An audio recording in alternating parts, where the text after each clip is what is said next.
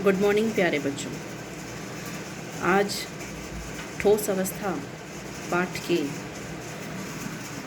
आगे के टॉपिक में मैं लेकर के आई हूँ। आज हम पढ़ेंगे क्रिस्टल जालक एवं एकक कोष्ठिका के बारे में। प्यारे बच्चों, कल हमने पढ़ा था कि क्रिस्टलीय पदार्थ क्या होते हैं। हमने क्रिस्टलीय एवं अक्रिस्टलीय ठोस के बारे में पढ़ा था, उसको थोड़ा सा रिवाइज कर रही हूँ। क्रिस्टलीय ठोस वे पदार्थ होते हैं जिनमें उनके अवयवी कणों की एक निश्चित व्यवस्था होती है, एक निश्चित ज्यामितीय व्यवस्था होती है। उनके गलनांक तीक्ष्ण एवं निश्चित होते हैं।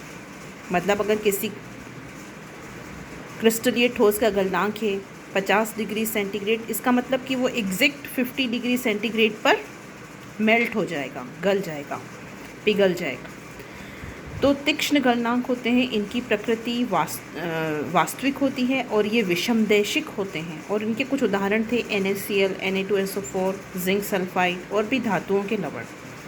आज हम पढ़ने जा रहे हैं प्यारे बच्चों। आज का हमारा जो टॉपिक है उसमें पहला जो आ रहा है एक परिभाषा, वो है क्रिस्टल जालक क्या होता है।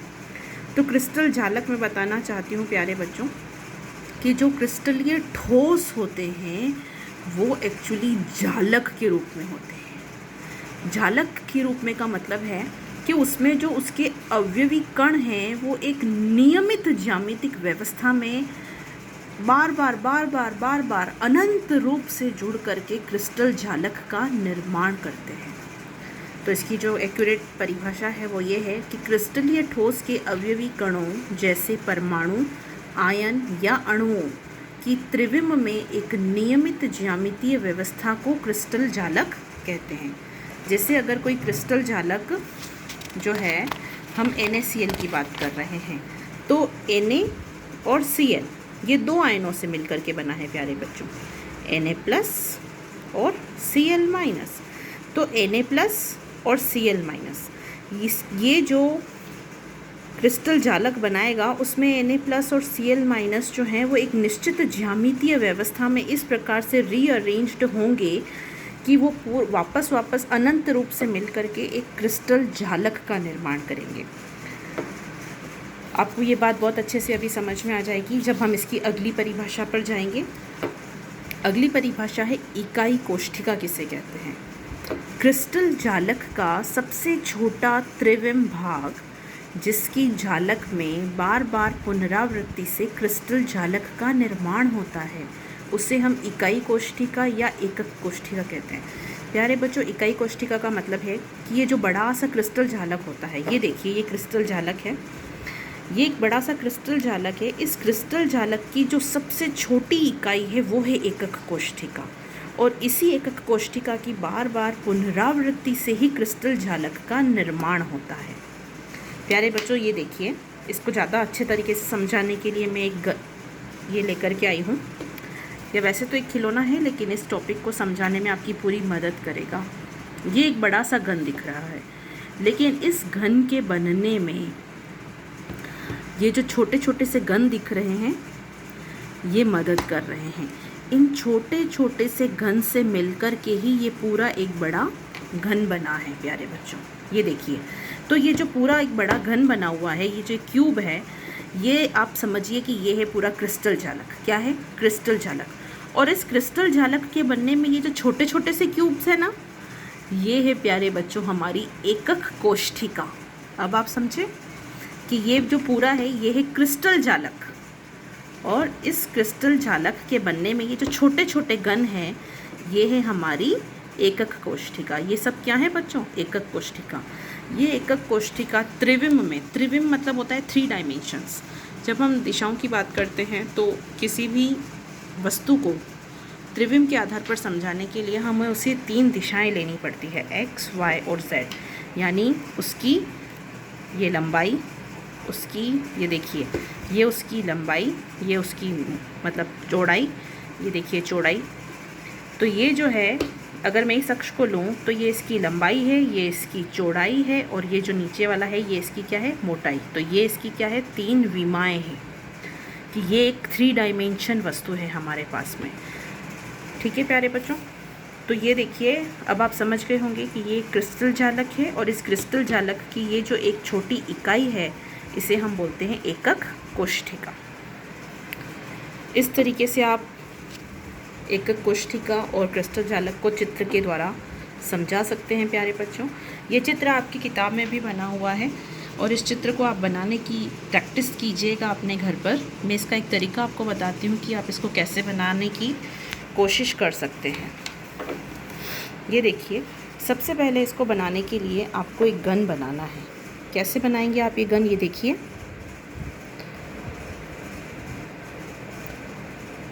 ये 2 डायमेंशनल चित्र है, लेकिन जब मैं इसकी मोटाई को भी किसी रूप से आपके सामने बता पाऊँ तो मैं इसको 3 डायमेंशनल बना लूँगी। जैसे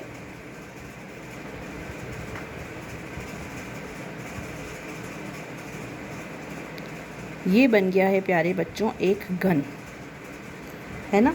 और इसकी मैं बार बार पुनरावृत्ति कर रही हूँ और एक क्रिस्टल जालक को बना रही हूँ। देखिए कैसे।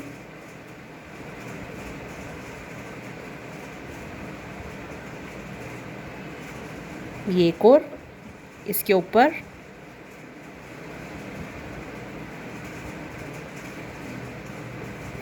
इसके भी ऊपर, ये देखिए। तो इस तरीके से मैंने 4 एकक कोष्ठिकाओं को बना दिया है। आप चाहें तो इसके पीछे, इसके पास में, इसके ऊपर और भी बना सकते हैं। तो इसी तरीके से अनंत बार पुनरावृत्ति होती है तो हमें मिलता है क्रिस्टल जालक। क्या मिलता है प्यारे बच्चों? क्रिस्टल जालक। और जब हम इसकी सिर्फ एक यूनिट सेल की बात करते हैं तो ये होती है हमारी एकक कोष्ठिका यूनिट सेल। तो अब मुझे लगता है कि आप ये बात अच्छे तरीके से समझ गए हैं कि एकक कोष्ठिका क्या होती है और क्रिस्टल जालक क्या होता है। इस एग्जाम्पल को हमेशा अपने मस्तिष्क में रखिएगा, आप इस परिभाषा को कभी भी नहीं भूलेंगे। ये पूरा क्रिस्टल जालक और इसकी एक क्यूब क्या है प्यारे बच्चों? एकक कोष्ठिका। ठीक है, ये परिभाषा है, इसकी मैं आप स्क्रीनशॉट भी ले सकते हैं। और अब हम आगे बढ़ते हैं प्यारे बच्चों। अब आप देखिए कि इकाई कोष्ठिका के पैरामीटर्स क्या क्या होते हैं। ये जो एक इकाई कोष्ठिका है इसके पैरामीटर्स क्या हैं? पैरामीटर्स इस तरीके से हमने लिया है। देखो, हमने सबसे पहले कुछ 3 लाइनें इस तरह से बताई हैं। इसको मैंने 3 अक्ष पर बनाया है। ये है एक्स अक्ष, वाई अक्ष और जेड अक्ष।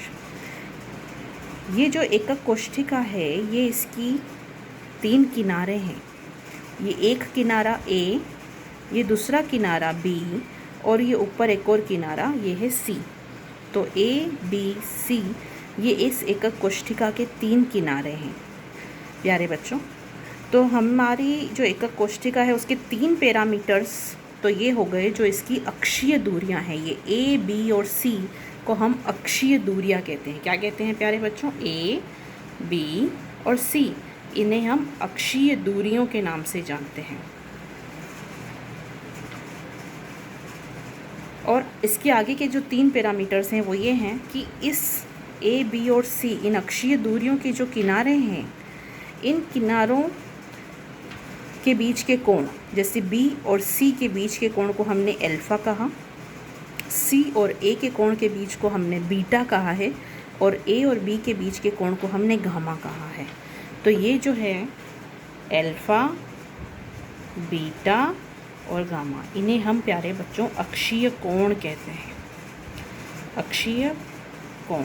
और किसी भी एकक कोष्ठिका को समझाने के लिए हमें इसके इन 6 पैरामीटर्स का ज्ञान आवश्यक है कि हमें यह पता हो। जैसे ये जो एकक कोष्ठिका है प्यारे बच्चों, इसको ध्यान से देखो। इस एकक कोष्ठिका का ये जो है ये जो इसकी ये वाली लंबाई है ये है ए, ये है इसकी ये वाली जो लंबाई बी और ये है सी।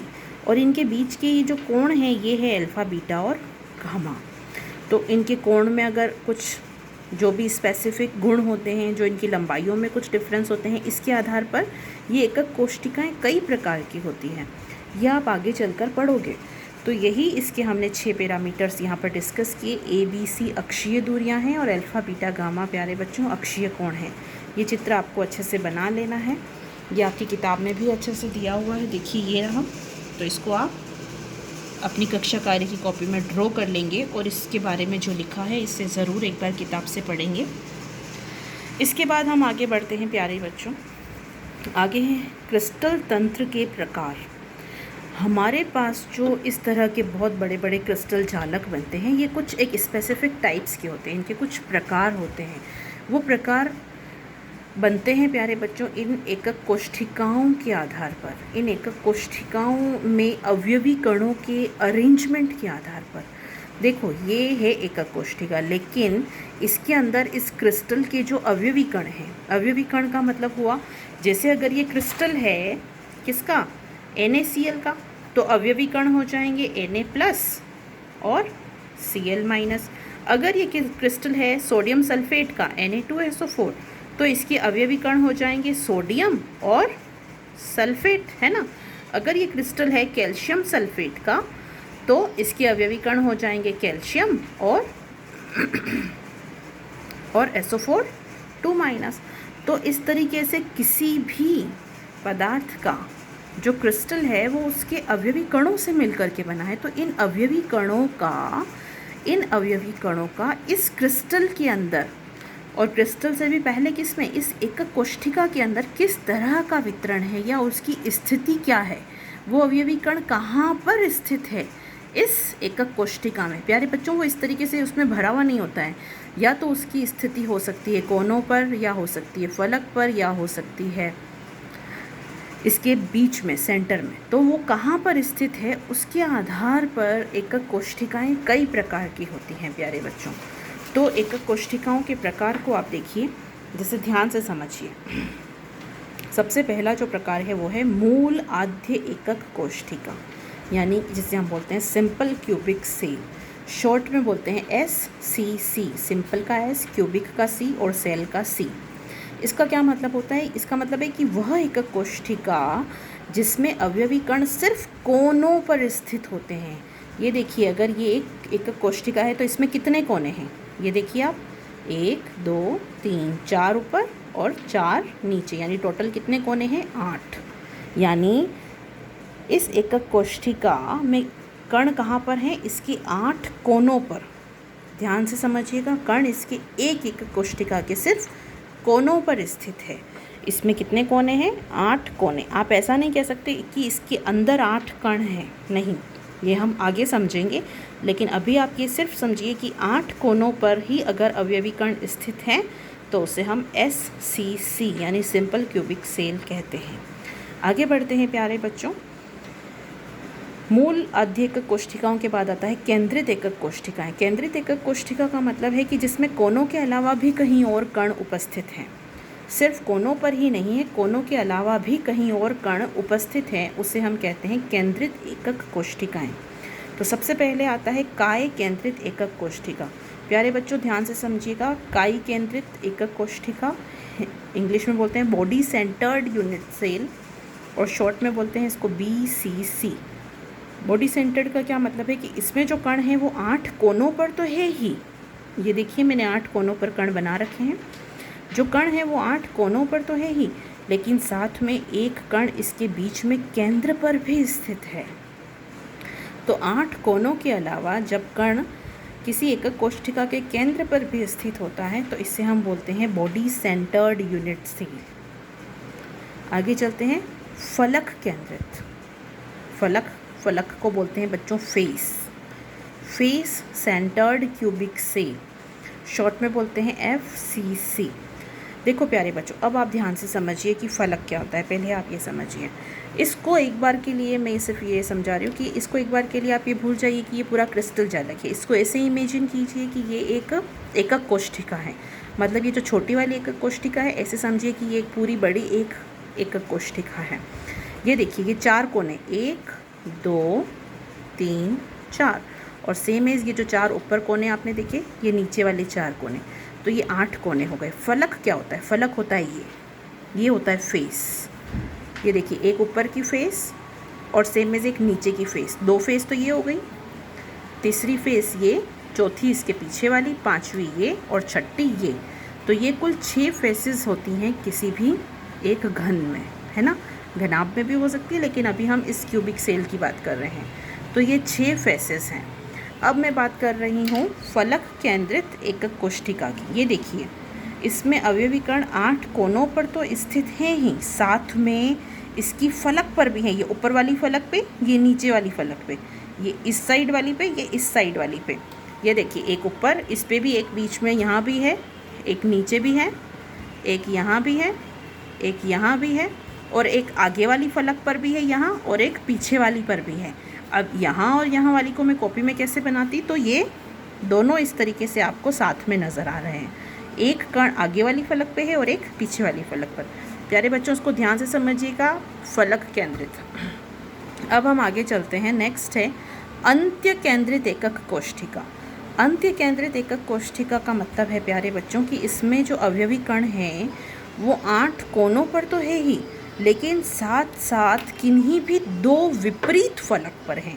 विपरीत का मतलब है कि 8 पर तो हो गया, विपरीत का मतलब है कि ऊपर वाली फलक पे है तो दूसरा वाला कण उसके सामने वाली इस नीचे वाली फलक पर होगा। अगर एक कण यहाँ है अवयवी कण, तो दूसरा इसके ऑपोजिट वाली फेस पे होगा। अगर एक यहाँ है तो इसका ऑपोजिट यहाँ होगा। तो मैंने 2 अवयवी कण बनाए हैं। अगर मैंने एक अवयवी कण ऊपर बना दिया तो इसका ऑपोजिट कहाँ बनेगा, नीचे। तो ये हो गया अंत्य केंद्रित। तो आप समझ गए प्यारे बच्चों। आज जो हमने पढ़ा है उसको मैं फिर से थोड़ा रिवाइज़ कर दे रही हूँ प्यारे बच्चों। ये देखिए, सबसे पहले हमने पढ़ा क्रिस्टल जालक, इसकी परिभाषा। ये कई बार परीक्षा में पूछी गई है। एकक कोशिका की परिभाषा भी कई बार हमारे बोर्ड एग्ज़ाम्स में पूछी गई है प्यारे बच्चों। तो ये बहुत छोटी छोटी सी डेफिनेशंस हैं, और अगर आप इसको याद रखते हैं तो इसको आप लंबे समय तक अपनी चिरस्थायी मेमोरी में इसको परिभाषाओं को आप याद रख सकते हैं। तो क्रिस्टलीय जालक और एकक कोशिका की परिभाषा आप अच्छे से याद कर लीजिएगा। इसके पैरामीटर्स, अक्षीय दूरियां और अक्षीय कोण। प्यारे बच्चों, ये आपको याद कर लेना है, क्योंकि समझ लेना है, क्योंकि इससे रिलेटेड प्रश्न भी कई बार बोर्ड परीक्षाओं में पूछा गया है। उसमें किसी तरह का एक क्रिस्टल दे दिया जाता है, जैसे एकांताक्ष या त्रिंताक्ष क्रिस्टल दे देते हैं, और फिर उनके अक्षीय दूरियों और अक्षीय कोणों के मानों के बारे में पूछा जाता है। तो ये प्रश्न कई बार आए हैं, लेकिन वो आगे की बात है, हम उसको आगे याद करेंगे। पर ये पैरामीटर्स क्या होते हैं, इसको आप इस चित्र के द्वारा आसानी से समझ सकते हैं। आगे बच्चों, हमने पढ़ा क्रिस्टल तंत्र के प्रकार। उसमें हमने ये कुछ एक प्रकार की एकक कोशिकाएँ हमने देखी थी। SCC, जिसमें कण सिर्फ कोनों पर होते हैं। केंद्रित एकक कोशिकाएँ, जिसमें कण जो हैं कोनों के अलावा भी कहीं स्थित होते हैं, जैसे BCC में एक कण केंद्र पर होगा। फलक केंद्रित में कोनों के अलावा भी कण 6 फलक पर स्थित होते हैं। और अंत्य केंद्रित में कोनों के अलावा किन्हीं भी 2 आमने सामने वाली फलक पर जब कण होते हैं तो उसे हम अंत्य केंद्रित कहते हैं प्यारे बच्चों। तो आज के लिए ये क्लास हमारी रसायन शास्त्र की रही प्यारे बच्चों। आशा करती हूँ कि आज आपको समझ में आया होगा और आप इसको नोट्स के रूप में अपनी कक्षा कार्य की कॉपी में उतार लेंगे। Thank you.